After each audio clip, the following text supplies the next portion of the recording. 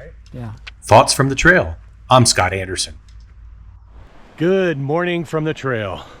A longtime friend of mine has said this phrase many times. Interested people are interesting. Interested people are interesting. It took me a while to realize that not only was he telling me a really broad, a big picture truth, he was also pointing out and talking directly to me about the relationship I have with him. He was speaking to listening and actively participating in conversations, and he's a really good conversationalist. And we could spend the next 3 months talking about this. However, today, I'm just going to provide a high level, big picture discussion to encourage us to think about it some more. And I've had several conversations lately, one with this particular friend of mine and another with a coworker, about the topic of today. And I believe it has universal application in all of the relationships in our lives. Communication and understanding are essential components of relationships, or when it's good, of good relationships. Listening and learning are essential to communication and understanding. And one key phrase that helps us with this is when we say to someone, "Tell me more about that." It has endless applications. For example, at work, perhaps maybe you serve in some type of leadership position, a team leader or the boss, etc.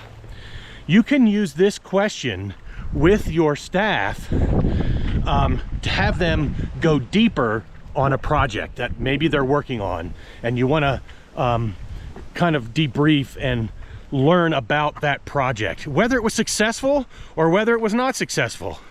It encourages deeper reflection by the employee, and you then also get to use this process and listening to their response to be able to better understand and learn about how they reflect and about the actual project itself.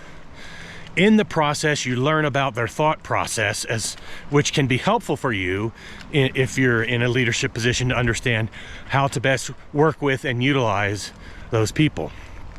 Well, of course, using this question also works very well in our personal lives. A very basic example I can use is, for instance, say you have a significant other, spouse, etc., and maybe they come home from work one day and say, "Oh my gosh, today was just awful."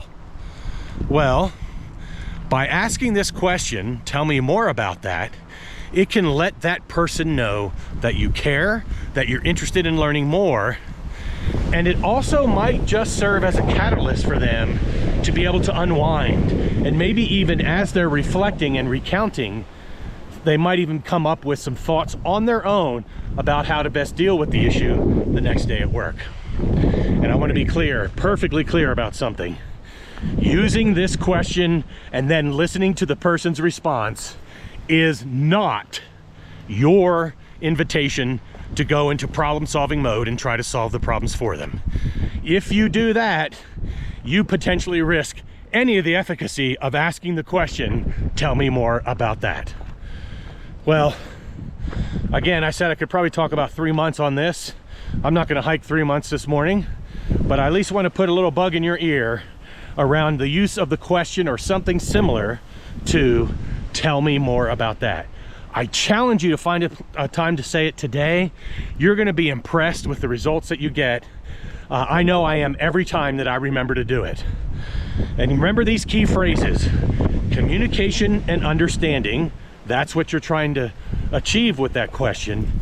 And you do that through listening and learning. And as you listen and learn, you are going to be impressed.